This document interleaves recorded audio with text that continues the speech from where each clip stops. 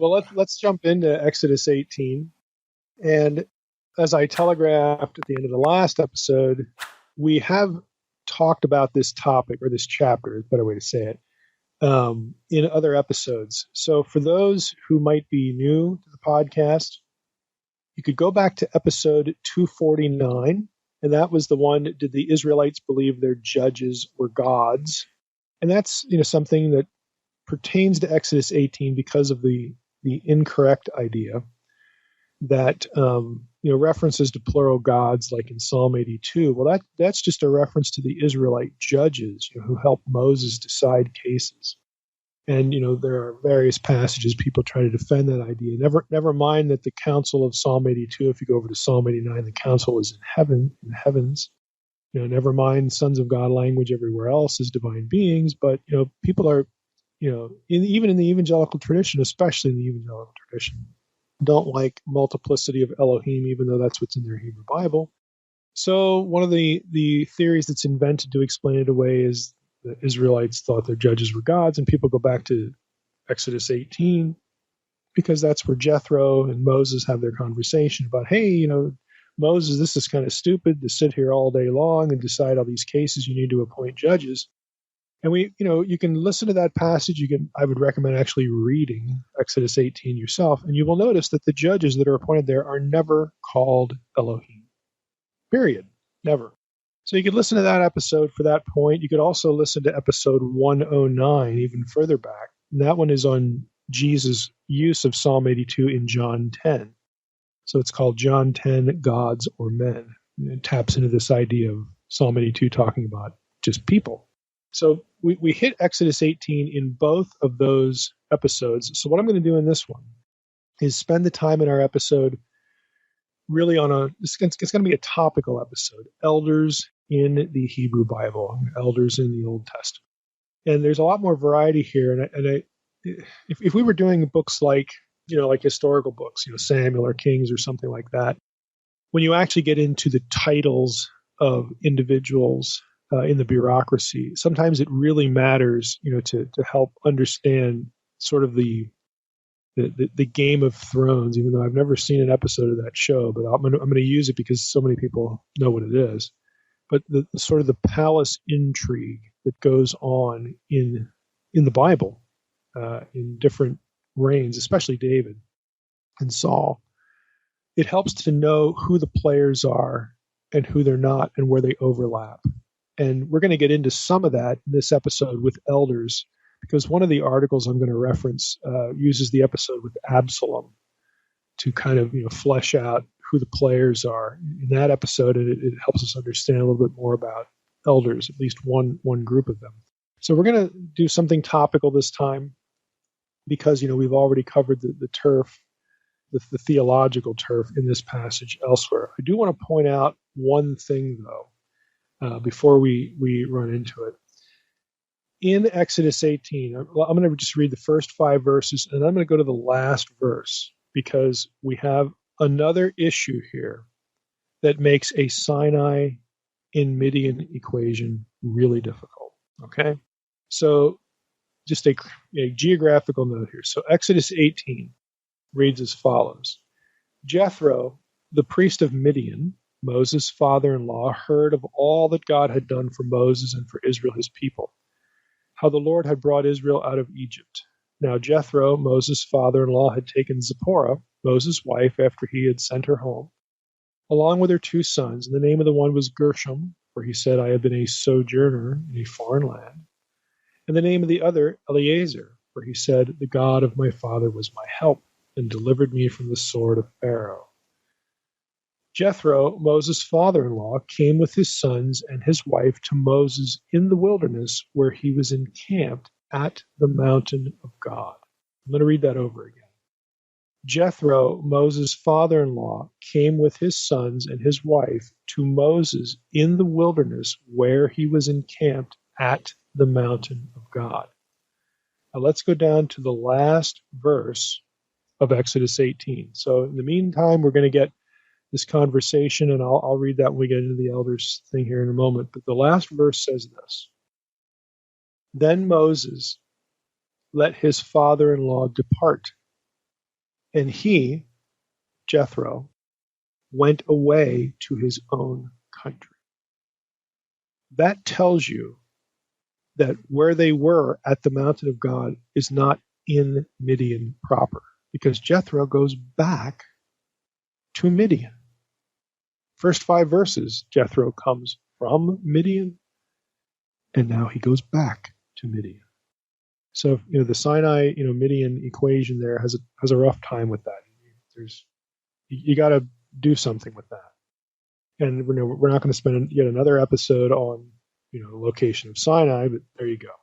Now, in Exodus 18, Jethro comes, he greets Moses, blessed is the Lord, blessed be Yahweh, verse 10, who has delivered you, out of the hand of the Egyptians and the hand of Pharaoh, so on and so forth. So they have a nice get together. In verse 13, the next day Moses sat to judge the people. And the people stood around Moses from morning till evening.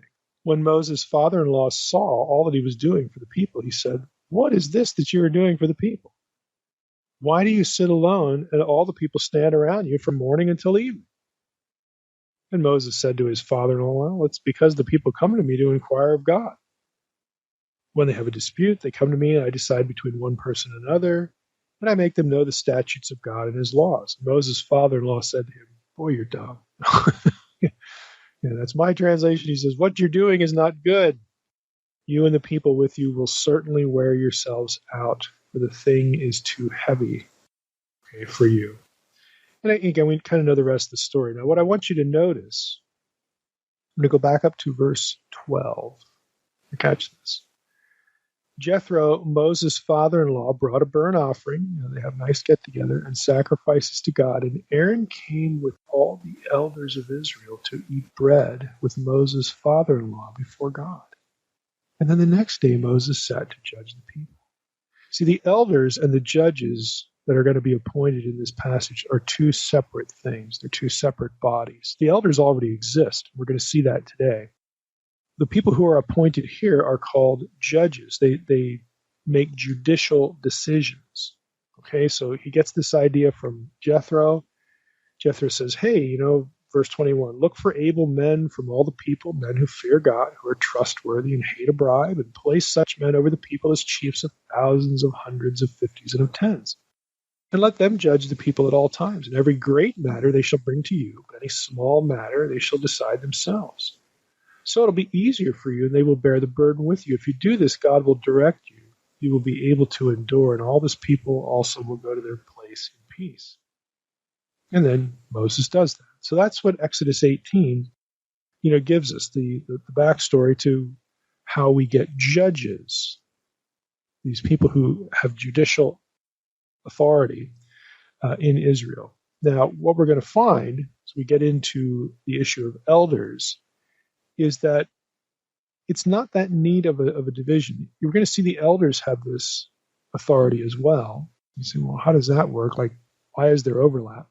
We're also going to see there's more than one group of elders. So it can get a little muddled as to what's going on here. But this episode will take us a little bit into sort of how Israel as a people, dare I say a country or something like that, or just as a people, how it was run.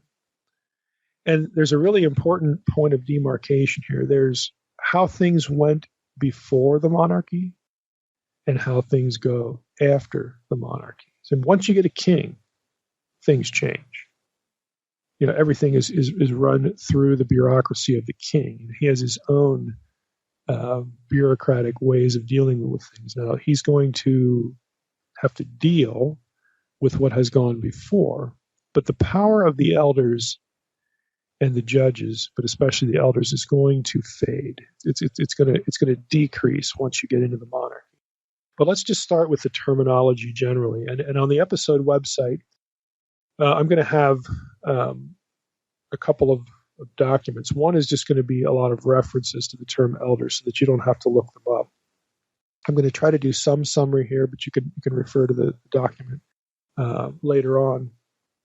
Again, if you want the information, you can have it there. But generally, the term for elder, zekanim in Hebrew, the plural, It can mean old men, just guys that are old, but its use overwhelmingly points to a social political class, and again, more than one, that had some sort of governing function in ancient Israel. What I mean by more than one is that we're going to see that there are tribal elders and clan elders, and then there are elders that are going to be sort of in a different kind of group that are composed of, in some cases, those other elders, in some cases not. Again, it's a little muddy. Elders, though, are mentioned nearly 150 times. Occasionally, the context is another country besides Israel.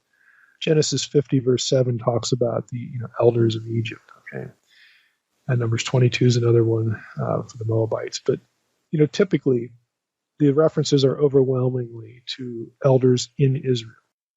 Now, just to give you a few examples here, some sample references. There are general references to elders of Israel. Exodus 12:21, Exodus 24:1, Leviticus 9:1. I mean, there are lots of these again, and you can use the handout, the document for this.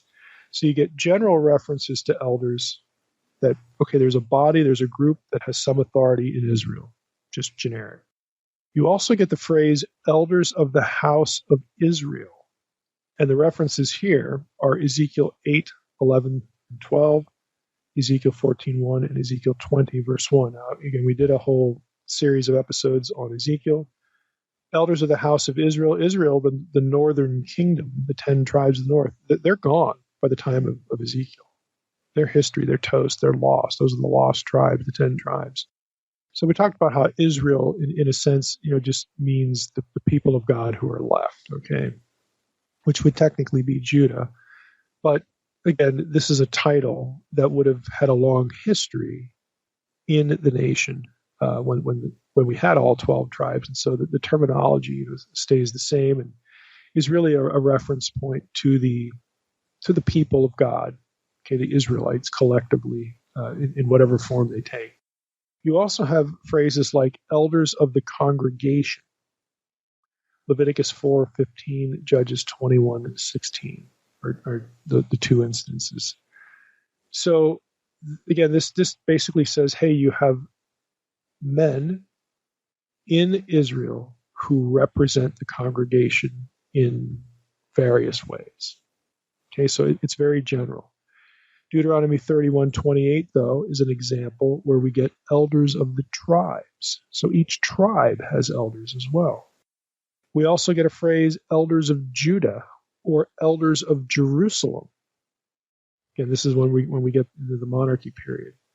So now, is that just the southern kingdom? Yeah. When you get past the point where the monarchy is split, the 10 tribes in the north have their own elders, and the tribes in the south, they have elders too. And Jerusalem as a city has its own set of elders. So you can see you get these multiple groups.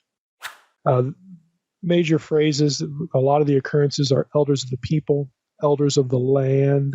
It's another way of saying elders of the people. Again, you can look at those on the separate document on the episode webpage. You also have elders of cities, city elders. There are lots of these. So what you have is you have the same term being used of national representation, tribe representation, clan representation, city representation, and even in the days of the divided monarchy, both kingdoms, their representation. The same terms applied to all of them.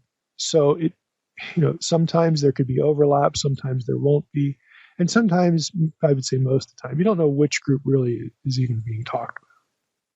There are lots of different elders here. So you say, well, who cares? Why point it out? Well, I point it out for this reason, because there are some theologians, biblical scholars, Bible students that will, in an effort to articulate or flesh out the role of elders in churches, will indiscriminately pull passages in the Old Testament that talk about elders and use that information.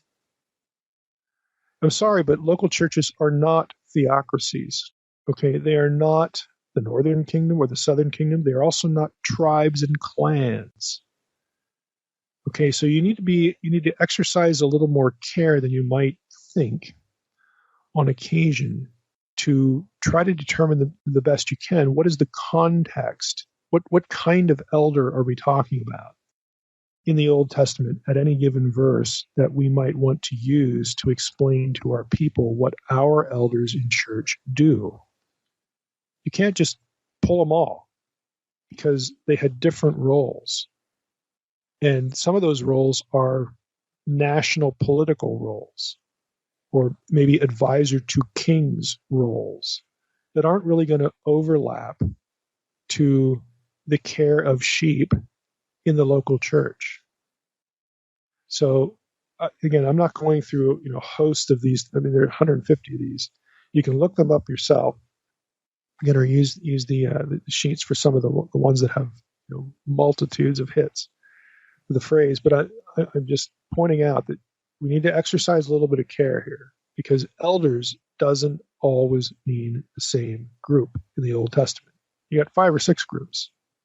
They all have different spheres of authority for what they're doing. So let's be a little careful. A few more phrases.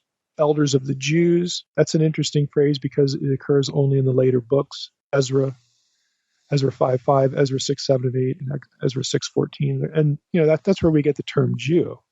Those from Yehudi, from Judea, because of the exile. The people who were there, who were taken into Babylon and let go, they were from the kingdom of Judah because that was the only one that was left. The place is called Judea, and so what used to be Israelites, they get referred to as Jews. And it's a term that's applied to them by foreigners, the people who captured them and deported them. But the term sticks among the people when they come back. They refer to themselves this way. And this is why in the later books, it's kind of interesting, you get elders of the Jews. Elders of the house of David. So David has his own elders, 2 Samuel 12:17. And you even have, curiously enough, elders of the priests, 2 Kings 19:2, Jeremiah 19:1.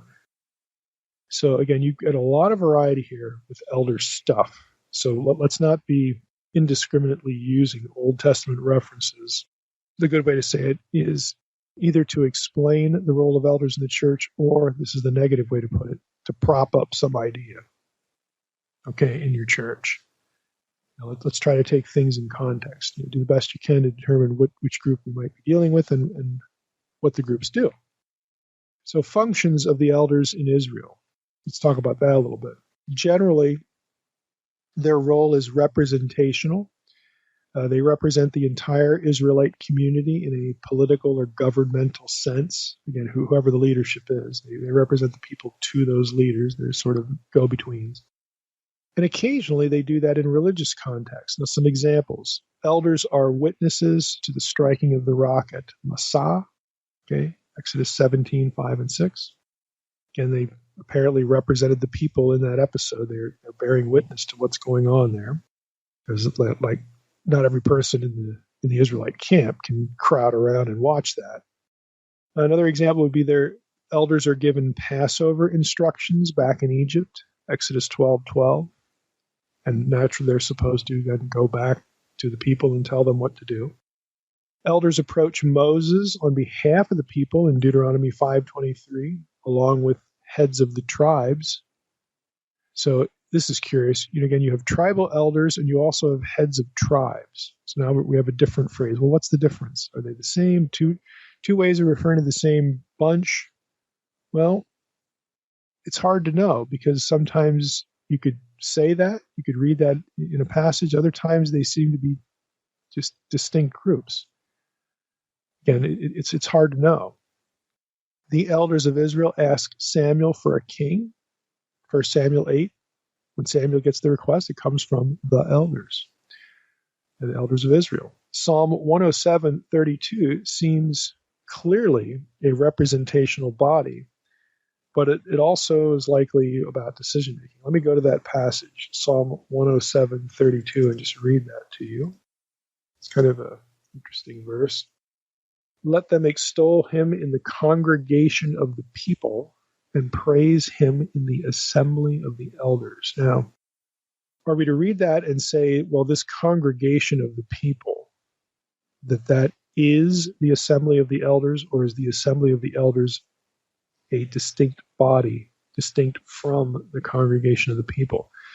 And again, this is the kind of verse that becomes important when people are trying to discern whether Israel had any sense of representative democracy in, biblical Israel. Certainly when it comes to the monarchy, the answer to that is going to be, no, not really. I mean, you're going to have elders representing the people, sure, but a monarchy is a monarchy. The Israelite monarchy was not like the British monarchy. David was not a figurehead. And then the country was really run by a prime minister with a parliament. No, that's not what's going on in Israel. You don't have any sense that the next king didn't need to be a lineal descendant from David or from the previous dynasty. And the people don't have a say in that. Monarchies are monarchies in the ancient world. They're not modern, sort of constitutional monarchies. We don't have that in Israel. Nevertheless, you do have phrases like this: congregation of the people, assembly of the elders. So there's two ways of referring to the same thing. In other words, it's still a small group of guys, and they represent the people. Or do the people have something else? Some other means of representation. The answer to that seems to be no. That the representation of the people in whatever era is going to be through this small group. And again, it's not like they have elections every 2 years, for this group. It's not like we have today. We don't have a representational democracy in Israel. We do have representation through a group of elders. And again, once you get to the monarchy, you've got kingship and the bureaucracy and the army and all that kind of stuff. So, I want to disabuse, listeners of the idea that ancient Israel was run like the United States. It wasn't. We don't have their system. They don't have ours. There's going to be some point somewhere where something's going to look or sound similar, but these are not carbon copies by any stretch of the imagination. Now, I'm going to reference an article here by Mackenzie, John L. Mackenzie, The Elders in the Old Testament. It's an older article, 1959, but a pretty good one. It's from the journal Biblica, volume 40, number 2. And he sort of has a bit of a summary here as far as corporate representation. He writes, when Saul asks Samuel to honor him, quote, before the elders of my people and before Israel, unquote, he must be thinking of the elders of his clan and tribe as representing the whole group. David sent gifts to the elders of Judah in order to win the favor of the tribe. 1 Samuel 30, verse 26. Abner confers with the elders of Israel about changing their allegiance from Ishbaal to David. 2 Samuel 3:17. And it is the elders of Israel who make a covenant with David at Hebron. 2 Samuel 5:3, on behalf of the people, 2 Samuel 5:1. So you can see, just in that little excerpt, you've got passages where you have especially before the monarchy. I mean, in these instances, David is trying to get tribes of Israelites on his side, to be the next king after Saul. So this is political machination on David's part, sending gifts to the elders of Judah, to have them favor him. Because what's going to happen is each tribe is going to have their own representatives. They're called elders, okay? And those tribes are going to decide, those elders of the tribes are going to decide who they will throw their allegiance to as king. So in that sense, the people, quote unquote, the people have a say, but through a very small group. And in the early days of the monarchy, when you don't have the big standing army and all that kind of stuff, you don't have conscription and all the things that go with the bureaucracy that Samuel warned them about. This is in its infancy. You have to have the tribes follow you. Why? Why is it important that you have these small groups of elders from each tribe throw their allegiance to you? Because guess where you're going to get your fighting men from? The tribes. I mean, if you can't count on getting a certain number of men, warriors from each tribe, your effort to be king is going to die pretty quickly, because they're going to throw their weight, their resources, their fighting men to somebody else. So in that sense, you have some kind of representation through the tribal elders going on here, who decide, who's going to be the king and all that stuff. Once the king's installed, well, then, the king can, down the road, it becomes a bit of a different story. It's much more difficult for the tribal elders at that point. When you started a dynasty and you're a couple kings in, okay, it's much more difficult to wrest control away from a particular king, a particular individual. Because not only do you have the risk of the army, and especially if the king treats the soldiers well, they're going to be on his side, but you also have to convince the other tribes to rebel with you, which is a tall order. It's very risky, obviously. You essentially you'd have to create a coup, and even in modern times, we know how those things, tend to go. Back to Mackenzie, just for some other examples. Likewise, David sends a message concerning his restoration after the defeat of Absalom to the elders of Judah. He has to let them know, hey, I'm king. Absalom's not. Josiah summons the elders of Judah and Jerusalem to hear the reading of the code of the law discovered in the temple, 2 Kings 23:1. Jeremiah invites some of the elders of the people and the elders of the priests to witness the symbolic breaking of the flask, Jeremiah 19:1. On behalf of the people, 70 elders of Israel, now this is interesting, no doubt 72, 6 for each tribe, ascend the mountain with Moses, Aaron, Nadab, and Abihu to ratify the covenant in the name of Israel. Exodus 24, verse 1 and following. Aaron and the elders of Israel share the sacrificial banquet of Moses and Jethro. We just read that, Exodus 18:12. Moses sets the words of Yahweh before the elders of the people, Exodus 19:7. And all the people answer that covenant then, the words of Yahweh in Exodus 19:8. So again, you get the idea of representation there. And in that case, the ratification of the covenant, the people are there in mass, and they answer yea or nay. The elders of the Adah, the congregation, are to lay their hands upon the head of the bull, which is slain as a sin offering for the entire Adah, the entire congregation. So again, at that particular ceremony, Leviticus 4:15 is the reference there. The elders, the elders of the congregation. Now, does that mean that all of the elders of each tribe have to walk up and lay their hands on the head of the bull? Well, maybe. Or maybe you have a separate group now called the elders of the congregation, the elders of the Adah. Again, it's not completely clear. The elders of Israel are summoned with Aaron and his sons to hear the words of Moses, Leviticus 9:1. It is as representatives of the people that the 25 elders are called to witness the disaster which overtook Dathan and Abiram, Numbers 16:25. The law of Deuteronomy was delivered to Moses by the priests and the elders, Deuteronomy 31:9. Again, it just gives you an idea of the representational role. There's a lot of that thing going on. Secondly, the elders also seem to be some sort of advisory group for whoever the recognized leader is, or they serve some sort of, in some cases, they might serve as some sort of extension of the leader's authority. Deuteronomy 27:1 would be Deuteronomy 27:1. Now Moses and the elders of Israel commanded the people, saying, keep the whole commandment that I command you today.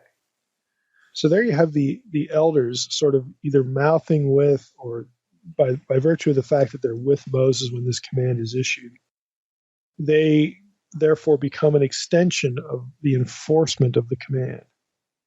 Okay, in Joshua 7:6, the elders pray with Joshua. Joshua 8:10, they may be there to give Joshua advice. In that instance, I'm not going to read that passage, but it's very clear they're not soldiers in the army that are with Joshua. But the elders are still there when they're going to go into battle.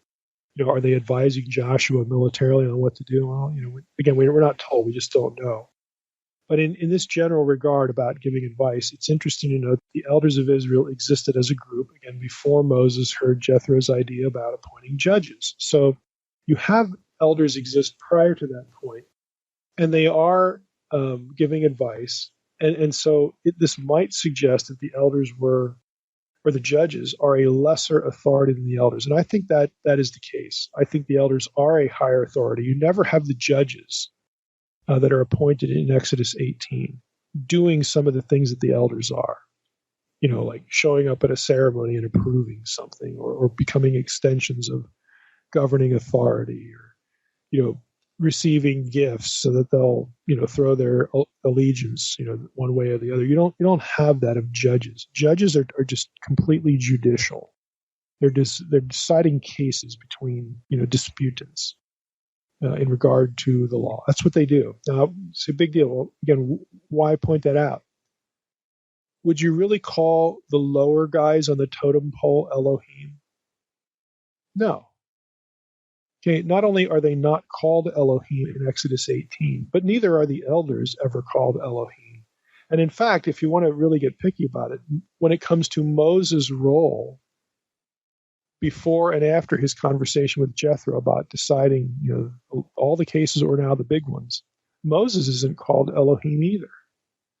The only place we get that language of Moses is when it's Pharaoh, when God says, "Look, you're going to be like Elohim, Pharaoh." Like I'm the one who's instructing you. You're going to be the one instructing Pharaoh. That sort of thing, and showing power and whatnot. We talked about that when we hit that language earlier in the book of Exodus. So it doesn't make much sense, again, to view the judges that are appointed in Exodus 18 as Elohim, because they're even lower than the elders. Like that just doesn't make any sense. Okay. Third, elders are authorized to go beyond advice to making decisions in some cases on behalf of the people. This relates a bit to the earlier category of representation, but there are some verses that clearly have them making decisions or participating in decisions. So let's go to Judges 8 for one of these. And I'm not going to read all of them, but we'll go to Judges 8. There are a couple of interesting ones here where we get the elders doing something here that really amounts to making a decision. I'm going to start in verse 4 here. And Gideon came to the Jordan and crossed over, he and the 300 men who were with him, exhausted yet pursuing. So he said to the men of Sukkot, "Please give loaves of bread to the people who follow me, for they are exhausted. And I am pursuing after Zebah and Zalmunna, the kings of Midian." And the officials of Sukkot said, "Are the hands of Zebah and Zalmunna already in your hand, that we should give bread to your army?" So Gideon said, "Well then, when the Lord has given Zebah and Zalmunna into my hand, I will flail your flesh with the thorns of the wilderness and with briars."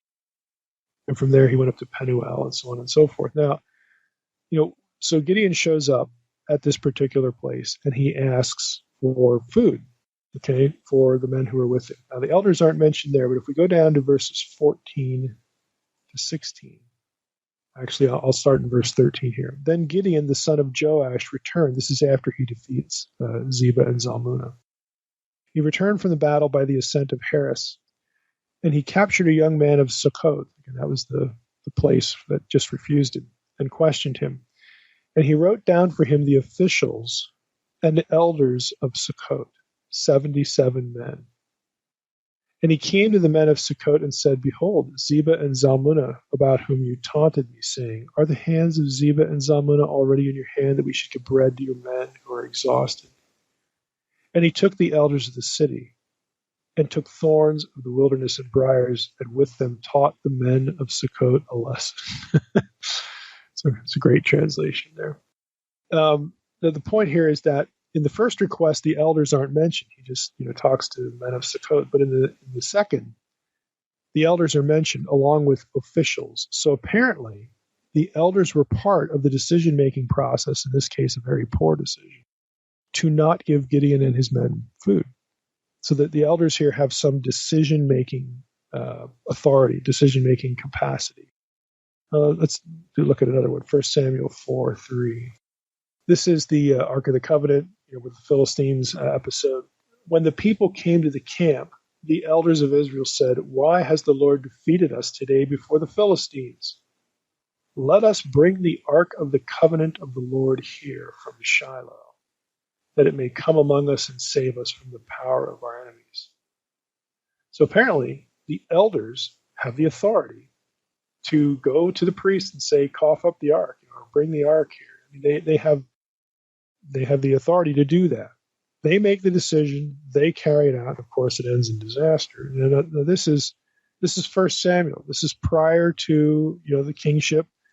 Things are a little bit chaotic. It's the extension of the period of the judges, and so maybe we can't read a whole lot into it. But anyway, before the monarchy, apparently you had elders somewhere who could do this and make decisions.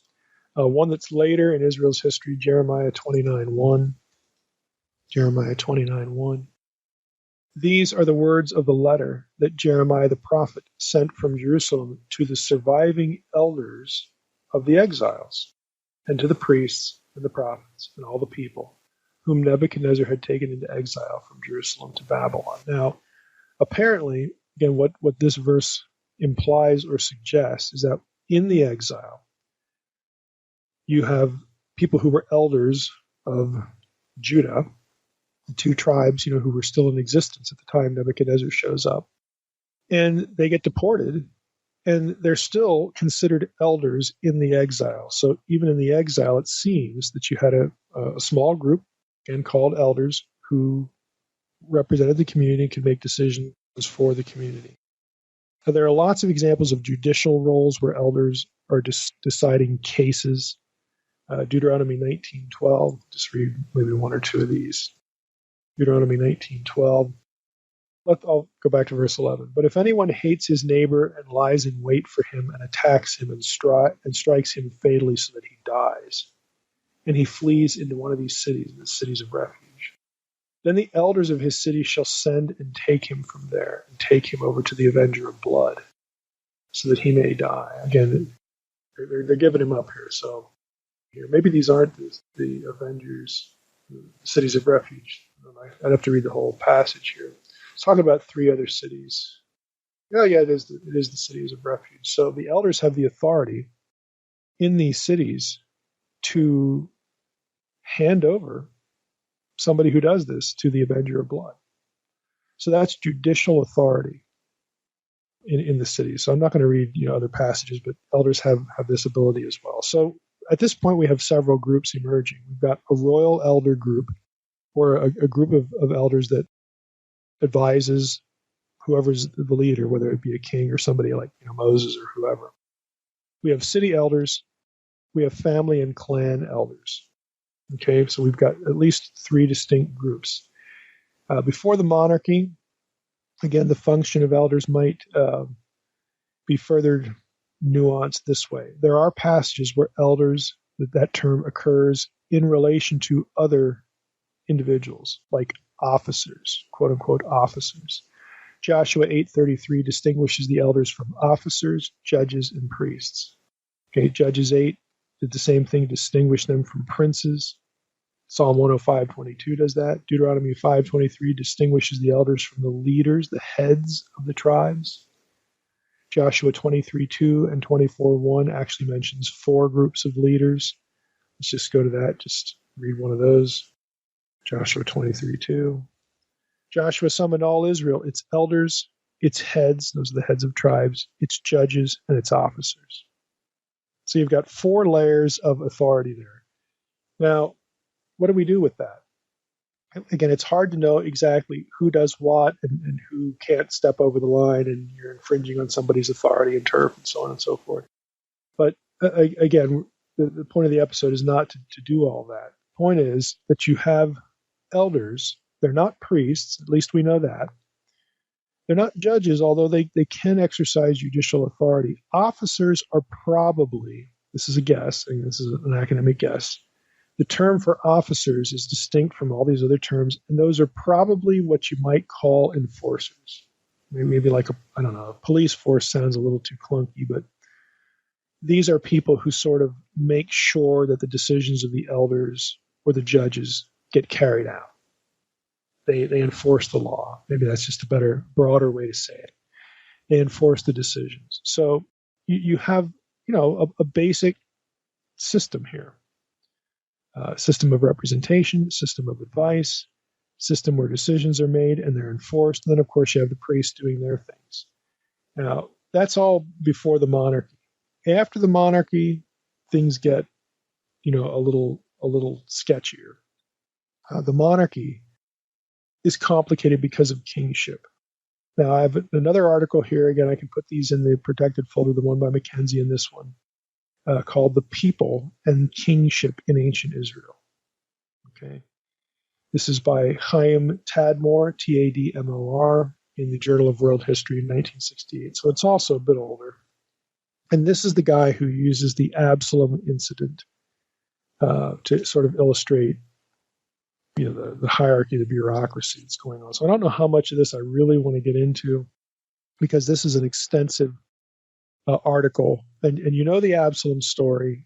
Absalom, I'll just read the first few verses here from 2 Samuel 15, I believe it is. Yeah. So Absalom's conspiracy, just to set it up a little bit. After this, Absalom got himself a chariot and horses and 50 men to run before him. And Absalom used to rise early and stand beside the way of the gate. And this is where the elders are going to meet. And when any man had a dispute, to come before the king for judgment. Now, wait a minute. Don't other passages say that the elders met at the gate? Yes, they do. But here it says they're coming before the king. Well, this is the monarchy. So again, the king's bureaucracy, you can already see in something like that, is beginning to usurp a little bit of the elder role. Again, we don't know exactly how this looked. Did the elders work for the king now?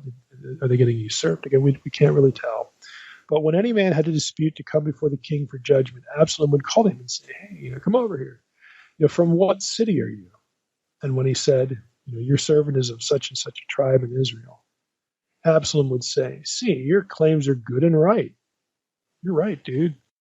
There's no man designated by the king to hear you. Basically, he intercepts them before they ever get there. Then Absalom would say, oh, that I were judge in the land. Judge. Are we supposed to conclude now that the judges are meeting at the city gates, or is it the elders, or is it somebody that works for the king? Again, it's muddied. Oh, that I were judge in the land, that every man with a dispute or cause might come to me, and I would give him justice. Whenever a man came near to pay homage to him, he would put out his hand. Absalom would put out his hand, take hold of him, and kiss him. Thus Absalom did to all of Israel who came to the king for judgment. So Absalom stole the hearts of the men of Israel.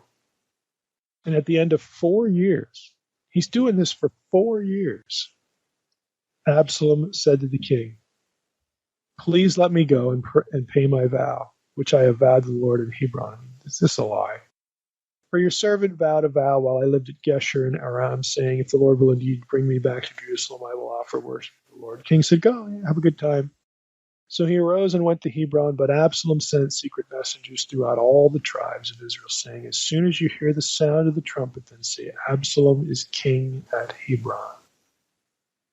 And again, we sort of know the rest of the story. Now, Tadmor, in his article, goes through the whole Absalom incident and gets into the political machinations, again, the biblical Game of Thrones here, as it were.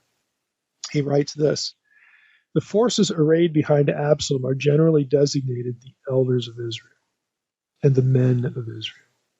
Two groups, okay? At the very beginning of the revolt, David is told, the hearts of the men of Israel are after Absalom. When David flees from Jerusalem and Absalom comes to the city, all the people, the men of Israel, quote unquote, will come with him. 1 Samuel 16:15. It is before the king and, quote, all the elders of Israel, unquote, that Ahithophel gives his advice about how to capture David. And it is before Absalom and, quote, all the men of Israel that Hushai the Archite gives his advice to the contrary. Absalom and, quote, all the men of Israel crossed the Jordan in pursuit of David. 1 Samuel 17:24. Absalom's camp is referred to in shorter form as Israel. 1 Samuel 18:6. So the people, i.e., David's army, went out into the field against Israel. It is clear that the elders of Israel and the men of Israel are not used synonymously here, but that there is a clear distinction between them. Whereas the king and the elders of Israel accepted the advice of Ahithophel, the men of Israel rejected it. This then was a higher authority. Okay, so the men of Israel are higher authority. Well, who are the men of Israel? We'll get to that in a moment. This then is a higher authority which could overrule the decision of the elders. The men of Israel constituted a broader body than the elders, not only in name but also in substance. Who did the men of Israel encompass in this case? Again, let me just stop here. You can see already that in the monarchy there's this different group that has the greater authority. Who are they? It cannot be assumed that the reference is to the heads of the clans or to the tribal notables, since these seem to be identical with the elders of Israel, or at least the two overlapped to a large extent. The comprehensive definition of the concept, the men of Israel, is clearly emphasized, for example, in the words of Hushai the Archite, 1 Samuel 16:18, quote, "And this people and all the men of Israel," unquote. Now, the only body before which David was likely to have fled from Jerusalem with his professional army when news of the rebellion reached him could only have been the other army. We will thus not err in proposing that men of Israel was the army of Israel. This assumption explains why the men of Israel accompanied Absalom when he entered Jerusalem, and why it was that body, rather than the elders of Israel, that later crossed to Transjordan to fight against David. 1 Samuel 17:24. Absalom passed over the Jordan, he and all the men of Israel with him. On the basis of this distinction, we can understand the contrast between the nature of the counsel of Ahithophel, the moving spirit behind Absalom's revolt, and that of his rival, Hushai the Archite, David's fifth column. Ahithophel's advice. Okay, he opposes Ahithophel's advice. "Let me now choose out 12,000 men, and I will set out and pursue David tonight." That's 1 Samuel 17:1. That advice was meant to give an all-Israel expression to the war against David, since the intention was 1,000 men from each tribe, 12,000 men. Ahithophel's aim was a quick action to capture David alone without touching the people who were with him. But Hushai the Archite likewise offered military tactical arguments against this advice and urged that all Israel be gathered to you from Dan to Beersheba by the sand of the sea for multitude. 1 Samuel 17:11. And that this reinforced army would be used to attack David in his camp and destroy all his supporters. So, Hushai says to Absalom, "Look, don't send the 12,000 out right now, like right now," which is what Ahithophel wants. "Go and let your army grow. Let all Israel be gathered to you from Dan to Beersheba. It's going to take some time, and then that reinforced army should go and get David." It buys David time. That's why Hushai is saying this. Of course, Absalom doesn't know Hushai is loyal to David. Now we know, of course, back to Tadmor, we know, of course, that it was Hushai's advice that was taken. But it is worth noting some fine distinctions in the wording. Absalom's army, which was fighting David's army, is called simply Israel, or the people of Israel, whereas David's army is referred to as the servants of David. And the people of Israel were smitten before the servants of David. 1 Samuel 18:7. The contrast here is clear and sharp. David and his servants versus the whole people of Israel, including the tribe of Judah. And Judah's part of this. Tadmor says there's no basis for the assumption that the tribe of Judah took no part in Absalom's revolt and remained neutral throughout. Moreover, it is inconceivable that Absalom would have been crowned in Hebron, the sacred city of Judah, without the tribe's active cooperation or consent, really without the elders of the tribe, their consent. And only on the assumption that Judah participated in the revolt together with the other tribes of Israel is it possible to explain the appointment of Amasa, a Judahite and a relative of the king, as Absalom's general. I'll just stop there. I mean, there's a lot of intrigue that's going on here, but the point is that when you get to the monarchy, it's the army that calls the shots. You've had representation, and in the best of circumstances, the representation is honored by the king. And Absalom uses the old institutions, the elders by the gate, the judges by the gate. He uses them over the course of 4 years to have them throw their weight behind him when he, goes to Hebron under ostensibly one reason, but of course his reason is to launch the coup. So he uses the old institutions to ingratiate himself and get into power. But when push comes to shove, you don't succeed in a coup through democracy. That's not how it works. And he's so effective at it that even the tribe of Judah, David's own tribe, is against him. In the whole thing. Now, again, we know the rest of the story. We know Absalom's revolt fails. So on and so forth. But you can already see that eldership in a monarchical setting starts to sort of give way to power. As far as how this relates to our own considerations here in Exodus 18 for our purposes, and the things that I want to just point out as we wrap up here is that Exodus, and what it describes is obviously long before the monarchy in the biblical storyline. The elders existed prior to the appointment of judges in Exodus 18. So if we're going to be precise in our language, Exodus 18 isn't about appointing elders, it's about appointing judges.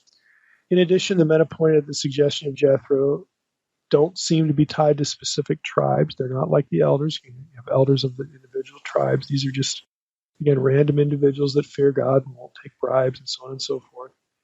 So they're different from the elders. The judges in Exodus 18 are different from the elders, but nobody's called Elohim. And in fact, the judges have a lesser status. They are not decision makers. They are adjudicators. They don't, if we can use our own judicial system, Congress in the United States anyway, Congress, and the court system. The judges don't make laws. They interpret them. That's what they do. They make decisions. Okay, so that's what the judges are doing, in Israel. The ones who are participating, at least in theory, at least especially before you get a monarchy, in laws would be the elders. Now, granted, we have the giving of the law in Exodus. That's going to happen in Exodus 20. Later chapters in Exodus are going to expand upon the original commandments. You're going to have case law that develops. Okay, we don't know if the elders directly had a hand in any of that, or how that all sort of came to be in the biblical storyline. But we do have, indications in a few passages where elders do participate in making decisions.